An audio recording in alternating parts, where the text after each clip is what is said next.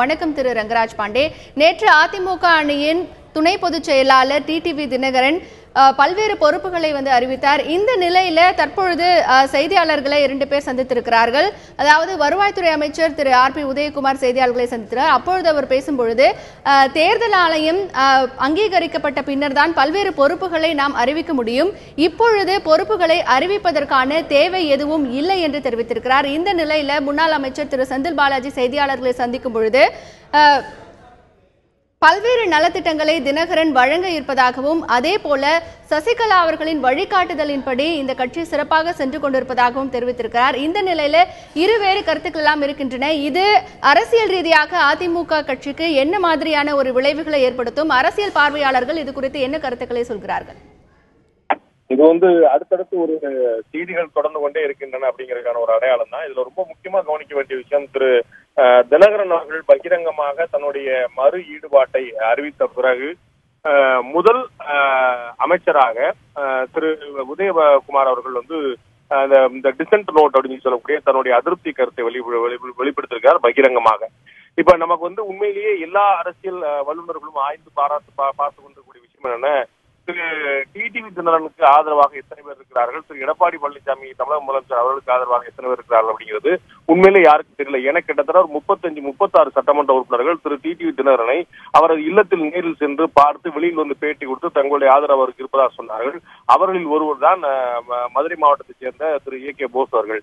அவர் தற்போது நேற்று அறிவித்த அந்த பதவி பட்டியலில் நான் ஏற்க மறுக்கிறேன், என்னால முடியல அப்படின்னு அவர் சொல்லியிருக்கிறாரு. இது ஒரு பெரிய வியப்பை ஏற்படுத்தியிருக்கக்கூடிய விஷயம். இந்த மாதிரி அடுத்தடுத்து ஒரு 3 சட்டமன்ற உறுப்பினர்கள் ஸ்ரீபெரும்புதை சேர்ந்தவர் மற்றும் கடலூர் மாவட்டத்தை சேர்ந்த பண்ருட்டியை சேர்ந்தவர் அப்படின்னு மாறி இந்த டிசைன் போட்டு கொடுத்திருக்கிறாங்க. இது பகிரங்கமாக ஒரு அமைச்சர் நேரடியாக தகவல் சொல்லியிருக்காரு. அதிமுக குறிப்பா அமைச்சரவையில திரு டிடிவி தினகரனுக்கு ஆதரவான எத்தனை பேர் இருக்கிறாங்க, இதுலயுமே கூட இன்னொரு தகவல்கள் அதிமுகவை நன்கு அறிந்த வட்டாரங்களை சேர்ந்த சொல்றாங்க. இதுல அதிமுக திரு டிடிவி தினகரனுடைய சார்பான அணியிலேயே திரு திவாகரனுக்கு ஆதரவாக தனியா இருக்கிறாங்க, திரு நடராஜனுக்கு ஆதரவாக தனியா இருக்கிறாங்கிற கருத்தெல்லாம் கூட உண்டு. இது பகிரங்கமாக ஒட்டுமொத்தமாக யார் பக்கம் எத்தனை எம்எல்ஏக்கள் இருக்கிறார்கள் அப்படிங்கிறதா ஒரு பிரதானமான கேள்வியா இருக்குது. அந்த வகையில திரு உதயகுமார் அவர்கள் முதல் கருத்தை வெளிப்படுத்திருக்கார். தற்போது பெரம்பலூர்ல தமிழக அரசு சார்பாக ஒரு எம்ஜிஆர் நூற்றாண்டு விழா கொண்டாட்டங்கள் நடக்க இருக்கிறது.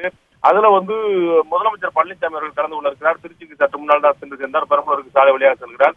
அங்க ஒரு கட்சி ரீதியாக அரசியல் ரீதியாக மேடையில் பேசுவதற்கான வாய்ப்புகள் குறைவு இருந்தாலும் கூட முன்னாள் மறைந்த முதலமைச்சர் ஜெயலலிதாவை போலவே அவர் மேடைகள்ல வழக்கமாக கதைகள் சொல்லக்கூடிய ஒரு வழக்கத்தை வைத்திருக்கிறார். அந்த குட்டிக்கதைகள்ல ஏற்கனவே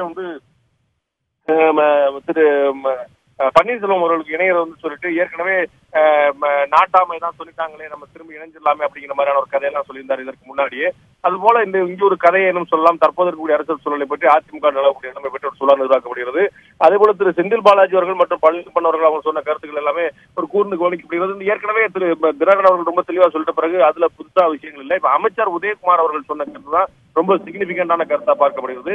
இது போல இன்னும் எத்தனை அமைச்சர்கள் வெளியே வரப்போகிறார்கள், எத்தனை அமைச்சர்கள் தங்களுடைய கருத்தை பதிவு செய்ய போகிறார்கள் பார்க்க வேண்டும். இதற்கு முன்னாடி திரு டிடிவி தினகரனுக்கு பகிரங்கமாக ஆதரித்தவர்கள் தங்களுடைய ஆதரவை தற்போது தொடர்வார்களா அப்படிங்கிற ஒரு $1 மில்லியன் கேள்வி எழுந்திருக்கிறது. ஏமா திரு ரங்கராஜ் பாண்டே, தற்பொழுது அதிமுகவை பொறுத்தவரை ஏற்கனவே ஒரு குழப்பமான நிலையில் அணிகள் பிரிந்திருக்கக்கூடிய நிலையில இப்பொழுது அதிமுக அம்மா அணியிலும் ஒரு உச்சக்கட்ட குழப்பம் ஏற்பட்டிருக்கிறது. அமைச்சர்கள் என்று பார்க்கும் பொழுது தினகரன் அறிவித்த அறிவிப்புக்கு எதிர்ப்பு தெரிவித்து செய்தியாளர்களை சந்தித்து பல்வேறு கருத்துக்களை பதிவு செய்து வருகிறார்கள். இந்த புதிய பொறுப்புகள் என்பது கட்சியின் கட்டுக்கோப்பை கலைக்கும், தொண்டர்களை ஏற்றுக்கொள்ள மாட்டார்கள், இப்பொழுது பொறுப்புகளை அறிவிப்பதற்கான தேவை என்பது எதுவும் இல்லை என்று சொல்கிறார்கள். மேலும் தினகரனின் ஆதரவாளர்கள் நம்மிடையே பேசும்பொழுது தினகரன் பல்வேறு நலத்திட்ட உதவிகளை இன்னும் வழங்க இருக்கிறார், கட்சியின் பலத்தை அதிகரிக்கும் விதமாகத்தான் இந்த ஒரு பொறுப்புகளை எல்லாம் அவர் வழங்கியிருக்கிறார் என்றும் சொல்லியிருக்கிறார்கள். இது அடுத்த கட்டமாக எந்த நகர்வை நோக்கி இருக்கிறது? ஏனென்றால் ஏற்கனவே அதிமுகவை பொறுத்தவரை அதிமுக அம்மா அணி, அதிமுக புரட்சி தலைவி அணி என்று 2ஆக பிரிந்திருக்கக்கூடிய நிலையில் இப்பொழுது இந்த அணியிலும் ஒரு புதிய குழப்பம் ஏற்பட்டிருக்கிறது. இது என்ன தாக்கத்தை ஏற்படுத்தும்? அதிமுக ஏற்கனவே சொன்னது போல 2 அணிகள் கண்கூடாக எல்லாருமே பார்த்தது. 3வது அணி இன்றைக்கு திரு ஜெயக்குமார் அவர்கள் வெளியில அமைச்சர் பெருமக்களுடைய புடைசூழ அவர் ஒரு அறிவிப்பு நாங்க திரு டிடிவி தினகரனுடைய குடும்பத்தை ஒட்டுமொத்தமாக விலக்கி வைக்கிறோம் என்று சொன்னாரோ, கட்சியிலும் ஆட்சியிலும் விலக்கி வைக்கிறாரோ, அன்னைக்கே அந்த அது 3 அணியாக மாறிட்டாரு. எல்லாருமே சொல்லக்கூடியது வந்து தேர்தல் ஆணையத்தை பொறுத்தவரை அம்மா அணி, புரட்சித் தலைவர் அம்மா அணின்னு 2 தான். ஆனால் நடைமுறை உண்மை என்பது 3 அணியா இருக்கிறது. அந்த 3 அணி 3வது அணி துவங்கிய காலம் வந்து திரு ஜெயக்குமார் அவர்கள் வெளியில் அமைச்சர் பெருமக்களுடைய சொன்ன தகவல் அன்னைக்கு சொன்ன போதே அது வந்து 3 அணியாக அறிவு மாறிவிட்டது.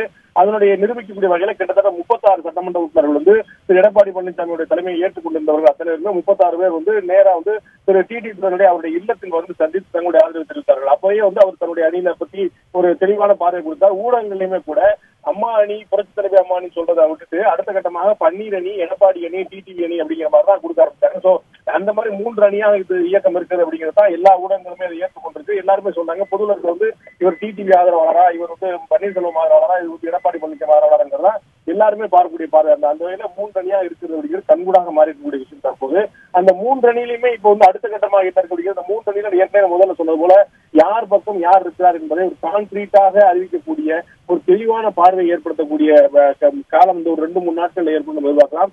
அடுத்து இருக்கக்கூடிய 2-3 நாட்கள்ல தொடர்ந்து வரக்கூடிய பத்திரிகையாளர் சந்திப்பின் மூலமாக இது வந்து ஒரு மிக முக்கியமான ஒரு திருப்பத்தை எட்ட இருக்கிறது.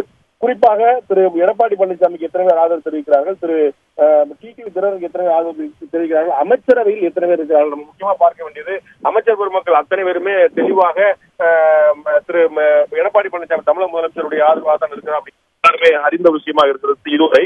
அதுலயுமே கூட ரொம்ப தெளிவாக திரு ஓஎஸ் மணியன், திரு கடம்பூர் ராஜு போன்ற, திரு காமராஜ் போன்ற நிறைய அமைச்சர் பெருமக்கள் வந்து எந்த பக்கம் இருப்பாங்க அப்படிங்கறத ஒரு உத்தரவாதமா சொல்ல முடியாத நிலைமை இருக்கிறதா சொல்லிட்டு இருந்தாங்க.